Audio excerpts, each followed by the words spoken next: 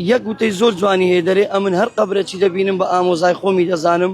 طبعا هەموو قسەکانی ڕێزدار مەسرور بارزانی هەوڵەکانی لە بۆ ماڵی کووردە، نەک لە بۆ مەسەلەن شارێک و لایەنێک.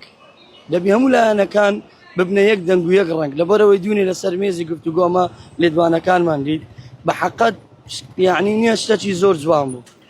ئەو لایەنەی کە دوونێ بە یەک دەنگ و یەک ڕەنگ بە حەقەت دڵیمەیان خۆش کرد کە پێکەوە کۆبوونەوە وەکو کاسبکارێک وەکو گەنجێکی شاری هەولێر بە حەقەت دەستخۆشی لە ڕێزدار مەسرور بارزانی دەکەم کە هەمیشە غەمخۆری وڵاتەکەیتی و غەمخۆری ملەتەکەی خۆیتی.